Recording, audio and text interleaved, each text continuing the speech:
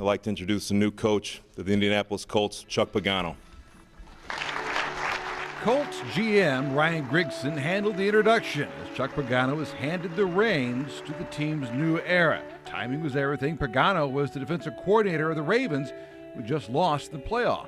I was just fortunate to be in the right place at the right time, and things worked out, and fortunate that Mr. Irsay, gave me this opportunity. So I'm just really excited to be here. His tenure that fall lasted all of 3 games before he was diagnosed with leukemia. Offensive coordinator Bruce Arians was asked to take over the team. I asked Mr. Irsay if we would leave the light on in his office permanently until he comes back, and we're going to do that. That light stayed on, and the team stayed focused. How do you expect this group to handle something like this? That's a good question. They handled it with one of the era's landmark wins. Sets up looks, he throws, caught by Reggie. Did he get it? Yes! Give it to him! Yes, he got it in, Reggie. A 30-27 win as Chuck watched from his hospital room. Everyone here knows how much that this means, and this ball is going right down. Chuck Strong became the city's rallying cry. Charity donations and symbols of the fight skyrocketed as Pagano would attend games when he could.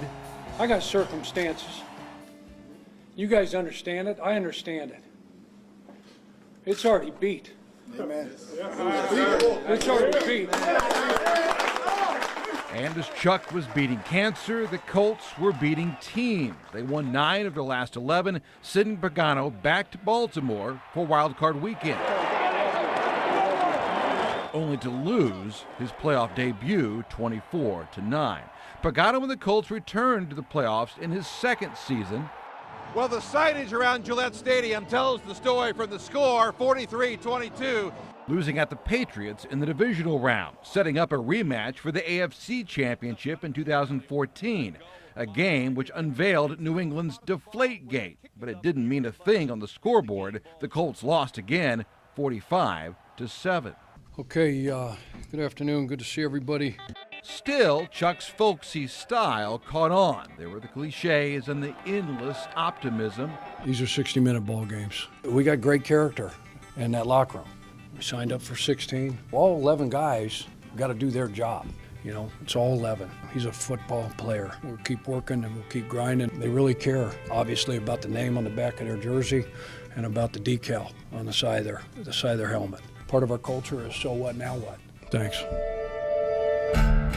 But there was an underlying theme as Pagano's run progressed, the lack of protection for Andrew Luck. In his first 5 seasons, Luck was sacked a total of 156 times, among the most over that span.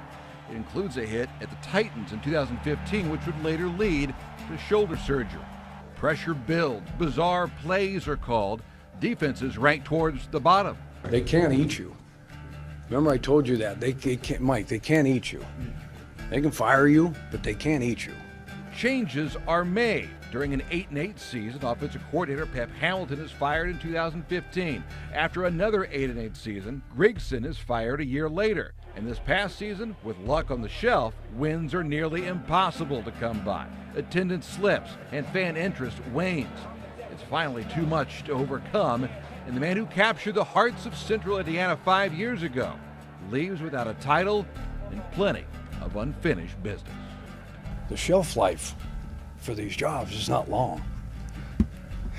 You know what I mean? So you embrace every single opportunity, every single day, every single game to go to, get to go to practice with these guys and grind and work and compete and go play games, and, so it's a blessing.